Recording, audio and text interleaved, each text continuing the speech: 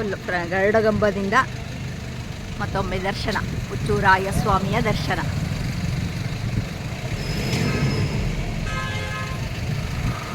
ಸ್ವಿಟ್ಜರ್ಲೆಂಡಲ್ಲಿ ಹಸುಗೆ ಹುಡುಕಿದ್ದು. ಇಲ್ಲಿ ನಮ್ಮೂರಲ್ಲಿ ನೋಡ್ರಿ ಎಷ್ಟೊಂದು ಹಸುಗಳು.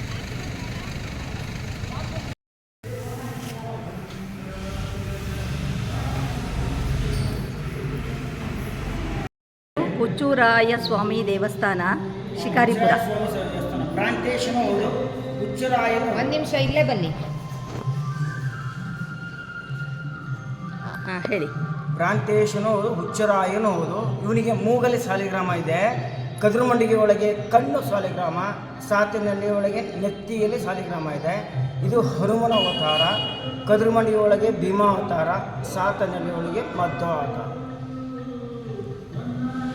ಇದು ಈ ಪ್ಲೇಸ್ ಹುಚ್ಚು ರಾಯರಿಗೆ ಸಂಬಂಧಿಸಿದ್ದಕ್ಕೆ. ಹುಚ್ಚ ರಾಯ, ಅವರಿಗೆ ಜಾಗದ ಒಡೆಯನ ಸನ್ಯಾಸಿ ಇರ್ತಾನೆ, ಅವನಿಗೆ ಹುಚ್ಚವ ಅಂತ, ಹುಚ್ಚಪ್ಪ ಅಂತ ಅನಿಸ್ತು.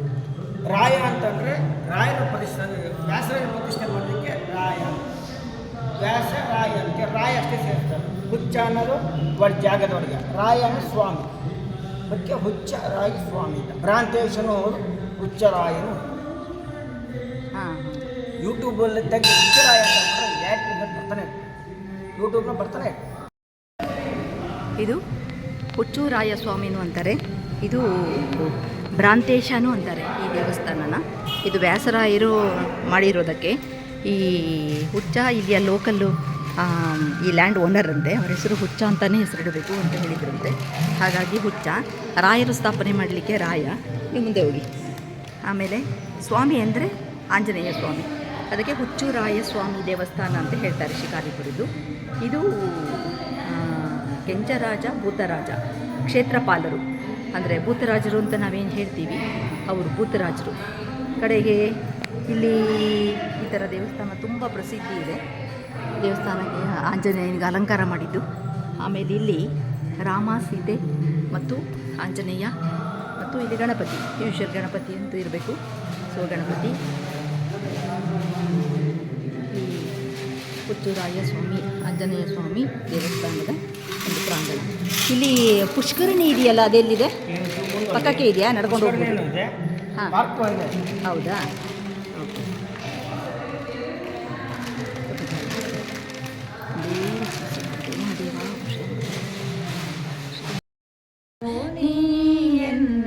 ಕಾಯಬೇಕಯ್ಯ ಶ್ರೀ ಆಂಜನೇಯ ನೀಯನ್ನ ಕಾಯಬೇಕಯ್ಯ.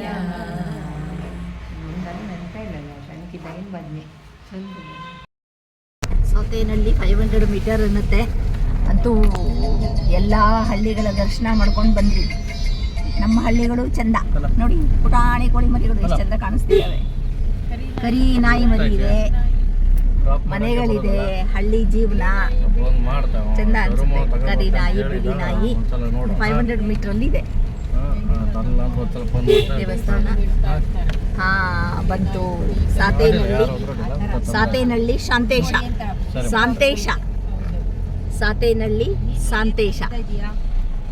ಶ್ರೀ ಮಾರುತಿ ಶಾಂತೇಶ ಸ್ವಾಮಿ ದೇವಸ್ಥಾನ, ಸಾತೇನಹಳ್ಳಿ ಹಾವೇರಿ. ಸಾತೇನಹಳ್ಳಿ 2ನೇ ಮಾರುತಿ ದೇವಸ್ಥಾನಕ್ಕೆ ನಾವು ಬಂದ್ವಿ. ಇದು ಸಾತೇನಹಳ್ಳಿ ಅಂತ, ಇದು ಹಾವೇರಿ ತಾಲೂಕಂತೆ. ಮಾರುತಿ, ಇದರ ಹೆಸರು ಶಾಂತೇಶ ಅಂತ. ಶಾಂತೇಶ. ನಾವೀಗ ಭ್ರಾಂತೇಶ ನೋಡಿದ್ವಿ. ಭ್ರಾಂತೇಶ ನೋಡಿ ಆಗಿ ಈಗ ಶಾಂತೇಶ ದೇವಸ್ಥಾನಕ್ಕೆ ಬಂದಿದ್ದೀವಿ. ಇದು ಪುಟ್ಟದಾಗಿದೆ. ಇಲ್ಲಿ ಕೂಡ ಇವರು ಈ ಮ್ಯಾಪ್ ಕೂಡ ಹಾಕಿದ್ದಾರೆ. ಶಾಂತೇಶ ಶ್ರೀ ಕ್ಷೇತ್ರ, ಶಿಕಾರಿಪುರ, ಸಾತೇನಹಳ್ಳಿ ಮತ್ತು ಕದರಮಂಡಲಗಿ ಇವೆಲ್ಲ ನಮ್ಮ ವ್ಯಾಸರಾಯರು ನಿರ್ಮಿತ ಮಾರುತಿ ದೇವಸ್ಥಾನಗಳು. ಮತ್ತು ಇಲ್ಲಿ ಸಾಲಿಗ್ರಾಮ ಆ ಮೂರ್ತಿಯಲ್ಲಿ ಇರುತ್ತಂತೆ. ಇಲ್ಲಿ ಮೂರ್ತಿ ದೇವರ ತಲೆಯಲ್ಲಿ ಆ ಒಂದು ಸಾಲಿಗ್ರಾಮ ಇದೆ ಅಂತೆ. ಸಾಲಿಗ್ರಾಮ ಮೂರ್ತಿ ದೇವರ ತಲೆ ಒಳಗೆ ಅಂತಾರೆ, ಹಣೆ ಒಳಗೆ ಅಂತಾರೆ. ತಲೆ ಒಳಗೆ, ತಲೆಯ ಮೇಲ್ಭಾಗದಲ್ಲಿ ಇದೆ ಅದು. ಚೆನ್ನಾಗಿದೆ, ಪುಟ್ಟದಾಗಿದೆ ಮೂರ್ತಿ. ಆಮೇಲೆ ಪೂಜೆ ಕೂಡ ಚೆನ್ನಾಗಿ ಮಾಡಿಕೊಟ್ರು. ಇಲ್ಲಿಯ ದೇವಸ್ಥಾನ ಮರಿ ಪೂಜಾರಿ ಬಂದು ಚೆನ್ನಾಗಿದೆ ದೇವಸ್ಥಾನ, ಪುಟ್ಟ ದೇವಸ್ಥಾನ. ಶಾಂತೇಶ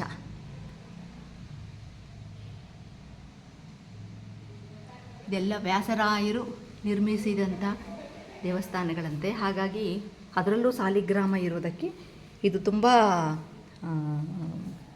ಪವಿತ್ರವಾದದ್ದು ಮತ್ತು ಪ್ರಸಿದ್ಧವಾದದ್ದು ಮತ್ತು ಶಕ್ತಿಯುತವಾದದ್ದು. ಸಾತೇನಹಳ್ಳಿ ಶಾಂತೇಶ. ಕದರಮಂಡಲಗಿ ಕಾಂತೇಶ. ಏನೇನು ಎಷ್ಟು 500 ಮೀಟರ್ ಇದೆ. ಬ್ಯಾಡಗಿ ಹತ್ರ ಅಲ್ಲಿ ಗೋಪುರ ಕಾಣಿಸ್ತಾ ಇದೆ, ಅದೇ ದೇವರು. ಅಷ್ಟು ದೊಡ್ಡ ಗೋಪುರ ಅಂದರೆ ಮೇ ಬಿ ಅದೇ ಕದರಮಂಡಲಗಿ ಕಾಂತೇಶ ಅಂತೇಳಿ. ಇದರಲ್ಲಿ ಸಾಲಿಗ್ರಾಮ ಕಣ್ಣಲ್ಲಿ ಇರುತ್ತಂತೆ, ಕಣ್ಣಲ್ಲಿದೆ ಅಂತೆ. ಆ ಕಣ್ಣಲ್ಲಿ ಪ್ರತಿಷ್ಠಾಪನೆ ಮಾಡಿದ್ದಾರೆ. ಇದೆಲ್ಲ ವ್ಯಾಸರಾಯರು ಪ್ರತಿಷ್ಠಾಪನೆ ಮಾಡಿದಂಥ ಆಂಜನೇಯ. ಸೊ ತುಂಬ ಪವರ್ಫುಲ್ ಆಂಜನೇಯ, ತುಂಬ ಶಕ್ತಿ ಇರುವಂಥವು. ಹಾಗಾಗಿ ಎಲ್ಲರೂ 3 ಆಂಜನೇಯ ದರ್ಶನವನ್ನು ಒಂದೇ ದಿವಸದಲ್ಲಿ ಮಾಡ್ತಾರೆ. ಅದು ಇವಾಗ ನಾವಿವತ್ತು ಆಷಾಢ ಮಾಸದಲ್ಲಿ ಇದರಲ್ಲಿ ಮಾಡ್ತಾರೆ, ಬಟ್ ನಾವು ಇವತ್ತು ಈ ದಿವಸ ನಾವು ಮಾಡ್ತಾ ಇದ್ದೀವಿ. 3ನೇ ಆಂಜನೇಯ ದರ್ಶನ ಕೂಡ ಸಮಾಪ್ತಿ ಮಾಡ್ತಾ ಇದ್ದೀವಿ ಈಗ, ಅಲ್ವಾ? ಎಸ್.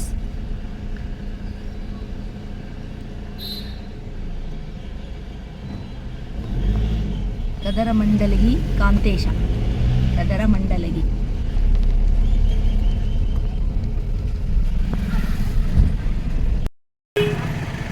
ಇದು ಕದರಮಂಡಲಗಿ ಕಾಂತೇಶ ಶ್ರೀ ಆಂಜನೇಯ ದೇವಸ್ಥಾನ.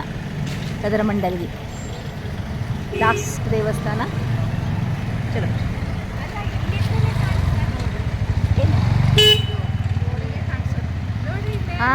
ಇವು ಎಷ್ಟು ಚೆನ್ನಾಗಿ ಕಾಣಿಸುತ್ತಲ್ಲ. ವಾವ್, ಚೆಂದ ಕಾಣಿಸುತ್ತೆ. ಫುಲ್ ಫೋಟೋ ತಗೋಬೋದಾ ಅಂತಲ್ಲ. ಹೌದು, ಇದು ಕಾಂತೇಶ ಅಂತ, ಕದರಮಂಡಲಗಿ ಕಾಂತೇಶ. ಕಣ್ಣಲ್ಲಿ ಸಾಲಿಗ್ರಾಮ, ಸೂರ್ಯ ಸಾಲಿಗ್ರಾಮ ಇದೆ ಅಂತೆ 2 ಕಣ್ಣಲ್ಲಿ. ಹಾಗಾಗಿ ಎಲ್ಲ ಹನುಮಂತನ ಮುಖಗಳು ಸೈಡಿಗಿದ್ದರೆ ಪಕ್ಕಕ್ಕಿರುತ್ತೆ, ಇದು ಎದುರುಗಡೆ ಇದೆ. ಇದರ ವಿಶೇಷ ಅಂತೇಳಿದರೆ ಬೆಳಗ್ಗೆ 10 ಗಂಟೆವರೆಗೆ ಭಟ್ರು ಪೂಜೆ ಮಾಡ್ತಾರೆ. 10 ಗಂಟೆ ನಂತರ ವೀರಶೈವ 500 ಇದಕ್ಕೆ ಪೂಜೆ ಮಾಡ್ತಾರೆ. ಶ್ರೀ ಕಾಂತೇಶ, ಕದರಮಂಡಲಗಿ ಕಾಂತೇಶ. ಗೋಪಾಳ ಅಂತ ಹೇಳ್ತಾರಂತೆ. ಯಾರು ಅನ್ನದಾಸೋಹಕ್ಕೆ ಕೊಟ್ಟಿರ್ತಾರೆ ಅವರಿಗೆ ಇದನ್ನು ಅನ್ನದಾಸೋಹದ ಟೈಮಲ್ಲಿ ತಗೊಂಡೋಗಿ ಇದನ್ನು ಇಟ್ಬಿಟ್ಟು ಇದಕ್ಕೆ ನೈವೇದ್ಯ ಮಾಡಿ, ಮತ್ತು ಯಾರು ಅನ್ನದಾಸೋಹ ಮಾಡ್ತಾರೆ ಅವರು 4-5 ಜನಕ್ಕೆ ಅನ್ನದಾಸೋಹನ ಬಡಿಸಿ ಆಮೇಲೆ ಗೋವಿಂದ ಮಾಡಿ ಕಡೆಗೆ ಉಳಿದವರೆಲ್ಲರೂ ಊಟವನ್ನು, ಭೋಜನವನ್ನು ಸ್ವೀಕಾರ ಮಾಡ್ತಾರಂತೆ. ಇದು ಇಲ್ಲಿಯ ಪದ್ಧತಿ. ಇದಕ್ಕೆ ಗೋಪಾಳ ಅಂತ ಹೇಳ್ತಾರೆ.